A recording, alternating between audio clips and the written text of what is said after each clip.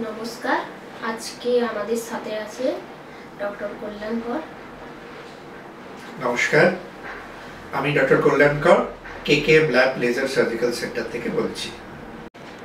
আজ আমাদের আলোচ্য বিষয়টি হচ্ছে যে স্যার, অনেকে তো পাইলস রোগে ব্লিডিং হয়, তো তারা তো সার্জারি করাতে চাইছে না, তো অন্য কোনো রকম ভাবে কি এটা ট্রিটমেন্ট করা যায়? ডেফিনেটলি এটা ট্রিটমেন্ট অনেকে আছে যারা সেরকম বড় পাইলস নয়, ফার্স্ট ডিগ্রি বা সেকেন্ড ডিগ্রি পাইলস, তারা অপারেশন চাইছে না, এদিকে ব্লিডিং হয়ে যাচ্ছে।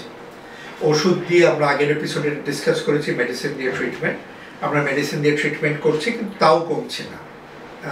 এরকম অবস্থায় আমাদের কাছে তিনটে পদ্ধতি আছে।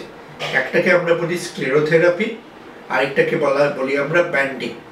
এই স্ক্লেরোথেরাপি বা ব্যান্ডিংয়ের মারফত আমরা ব্লিডিংটাকে কমাতে পারি। কিন্তু তাহলে আসা যাক স্ক্লেরোথেরাপি কি। পাইলসের ভেতরে আমাদের এক ধরনের ইনজেকশন দিতে হয়, যেটাকে বলা হয় পলিডকানল ইনজেকশন, যেটা দিলে পর পাইলসগুলো ভেতরে তার যে ব্লাড সাপ্লাই আছে সেগুলো বন্ধ হয়ে গিয়ে পাইলসগুলো শুকিয়ে যায়। আমরা অনেকটা ভেতরে গিয়ে সেই ইনজেকশনটা আমরা দিই এবং সেই ইনজেকশনটা থেকে আমাদের তখন ট্রিটমেন্ট হয় এবং তখন এই পাইলসটা অনেকটা সংকুচিত হয়ে ছোট হয়ে যায়। এটা হচ্ছে স্ক্লেরোথেরাপি। আরেকটা হচ্ছে ব্যান্ডিং। ব্যান্ডিংয়ে ঠিক একই জিনিস, পাইলসের যেখানে ব্লাড সাপ্লাইটা আসছে সেখানে রাবার ব্যান্ডের মতো মাথার আমাদের ঠিক এক রকমের ব্যান্ড পরিয়ে দেওয়া, যাতে পাইলসের ব্লাড সাপ্লাইটাকে সে কাট অফ করে দেয়, ব্যান্ডটা জোরে বসে গিয়ে, এবং তখন দেখা যায় যে পাইলসটা আস্তে আস্তে শুকিয়ে গিয়ে 7 থেকে 10 দিন বাদে খসে পড়ে গেল। এটা শুধু ফার্স্ট ডিগ্রিতে স্ক্লেরোথেরাপি করা যায়, সেকেন্ড ডিগ্রিতে ব্যান্ডিং করা সম্ভব।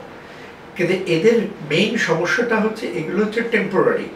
দেখা যায় যে কয়েক বছর বাদে কিন্তু আবার পাইলস ফেরত আসতে পারে।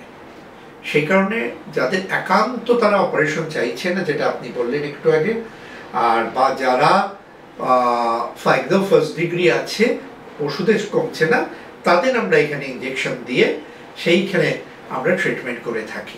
ধন্যবাদ স্যার, আজকে আমরা আপনার কাছ থেকে অনেক কিছু জানতে পারলাম। আপনারা এরকম বিষয় আরো জানতে চাইলে আমাদের চ্যানেলটিকে ফলো করুন। নমস্কার। নমস্কার।